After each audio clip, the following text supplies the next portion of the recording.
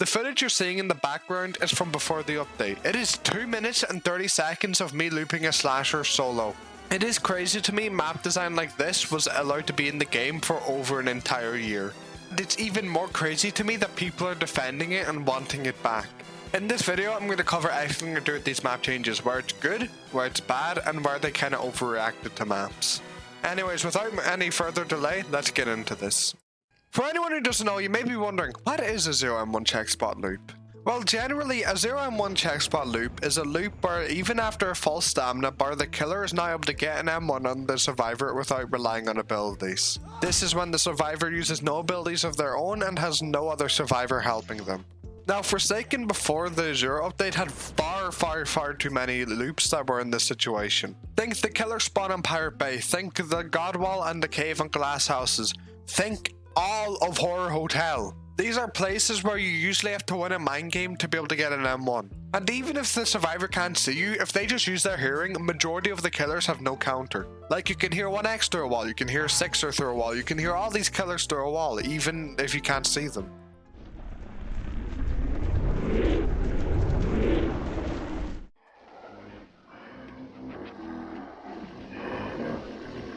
A team-based game like Forsaken should not have so many spots like this where just holding W with decent pathing gets you away without taking any damage. Before these changes, at least half the killers in the game had to gamble to catch up to you, or they had to wait through regenning their stamina again after already chase resetting. That is not healthy for a game, especially not a game like Forsaken. Something else I see people doing with these changes is acting like the needless nerf. I mean, while yes, in the most literal sense, it is a nerf. I think the more healthy way to look at it though is it's a redesign on how the game plays to make you use more of the map more actively. Like, smaller chain loops actually forces you to use the map instead of camping the one mana spot unless it's like John Doe the entire game. Like, before these changes, in a lot of situations you didn't really need to learn how to path well, you just kind of had to learn how to run around a single object. You didn't need to figure out how to go to another object, you didn't need to figure out anything else, just how to run around a single object per map. Which could be as simple as just running around a box, literally just a box. And that would work relatively well even if the killer was better than you, as long as it's not by an overwhelming amount. It was really a situation where if you use the same loop well enough, you get the win. In a team game, you don't need the team, you just need to loop the one thing correctly. And this was especially an issue when it came to LMS, as long as you weren't on like Planet Voss or Flood Escape, and you were of course using a character with any ability, literally just not build a man or half. You could usually win LMS if you just made sure to keep your HP up. That's all you had to do. Like, as long as the map isn't too killer-sided for the killer you're playing, or the killer isn't slasher, since this is a single situation he shines in, you'd be able to win LMS. It's not that hard. Like, you just pop Cola on Noob, you just hit a stun on Shelensky, any of these, and you just kind of win. But like how the game is designed now, you're not going to get that much breathing room in solo chase compared to before. You actually need to rely on your team, and when it comes to LMS, it's actually going to be hard. It's not just going to be a hope you're on a decent map and now you win. And that is what a team-based game should be like. Okay, moving on, the next two things I'm going to talk about, I'm going to bundle these together, is loop visibility and how killers play around loops. Now, to preface, visibility already kind of scaled with loop strength before the patch, so it's not exactly new of course, but the main issue before the Azure update is that the scaling to loops was just not nearly strong enough to make it punishing. Now, admittedly, the game has got better at this over time. Look at Ancient Glass Houses, the original version, and now compare it to modern day. It's a lot better, I would have to say, even before this update. But it definitely still had to be brought down to where it is right now. There were just too many spots where you had enough visibility to where you wouldn't need to chain away to avoid just getting spam chase resetted, and they weren't that hard to loop around. Another thing you have to consider is if a loop's good, you want to make it hard to path around so that there's more skill going into like playing the game, obviously. Anyway, so what does low visibility loops do besides the fact you get worse chase starts? Well, it's another level that makes listening to audio matter. The breathing mechanic from earlier, this is where it mainly comes in of course. The game forcing you to use another sense rather than just your hearing is a good thing. This makes for more dynamic gameplay. Also, it's important to need audio reliance so that Nosferatu's passive actually matters, which is the passive of levitation, so you have to rely on his breathing, which is actually more quiet breathing than most. Now, another thing is, of course, the new loops change how every killer plays, some more than others. I'm going to take this time to mention the 2 killers that I think are most notable. First of all, I'd say Coolkid. At least with my playstyle and what I've played, Coolkid's minions seem to be a lot stronger overall on the new maps compared to before. Now this does come with a trade-off, which is if you were sending minions in without thinking about it on loops, you're probably going to be worse off now. Because minions need more work from you now, because instead of just sending it on one side and going in the other, like compared to before where it's just like, oh, super free, you actually need to put some brain power into it, which is, that sounds dumb, but like it might be hard for people to adjust to since like stupid AI. If you're not used to working with AI, it might be hard at first.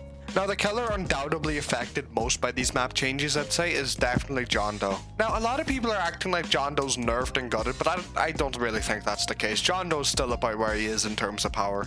Now you do end up sniping a bit more often than before because so many 1m1 check spot loops at this point. What's the point in trapping a lot of the time? But overall he plays about the same with spikes. Now I do have a thing to say about digital footprints. They are a bit weak, I can't even lie. Find more often in this update, a lot of the places I'm on a trap they either barely don't cover or I don't have enough of them to make it feel like they make a real difference. I find myself using them more as gimmick traps honestly at this point rather than like actual area denial, actual like cutting off an entire area I don't want survivors to run through. I just don't really find the purpose in that really as well as I used to. Quick firing other killers real quick. Slasher's solo chase improved a lot. Nosferatu's cataclysm, like outside of stealthing, it's pretty good now. It still gets pre-ram, but it's okay, it's okay.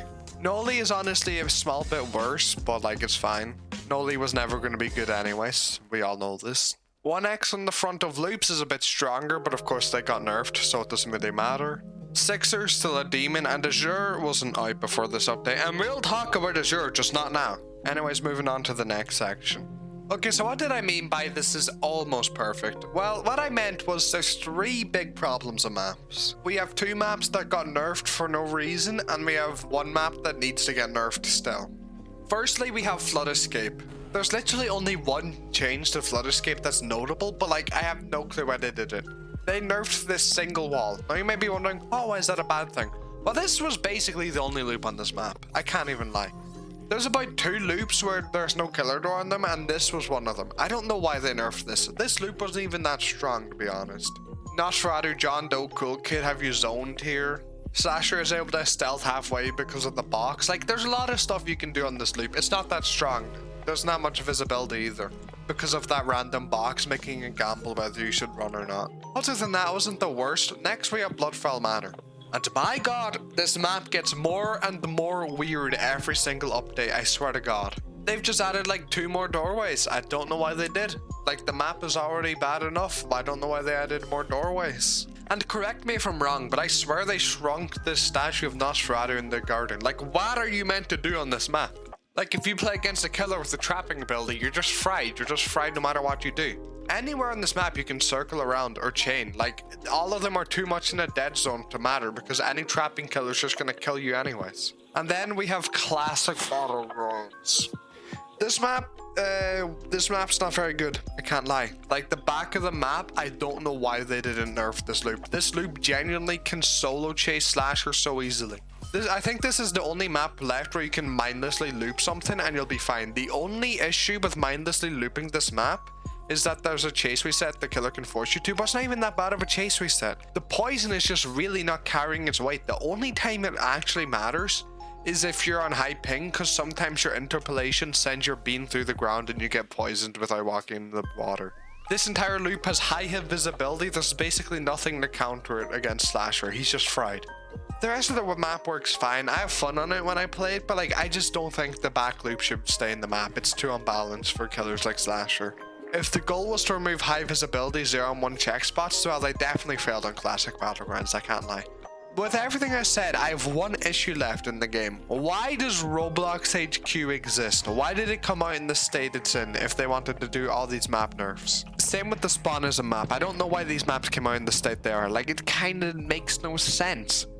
But anyways, I liked the game before this too. Like, I liked this game. You would have never guessed. I make YouTube videos on it. But at the end of the day, I'm happy the game has moved towards a more balanced map design perspective, especially for, of course, a team game. Anyways, the comment section exists. Let me know what you think about the map changes. Do you think they're good? Do you think they're bad? Do you want to be able to solo loop the level 10 Slasher for 5 minutes again? Who knows? Anyways, like, subscribe, and that's about it. See ya.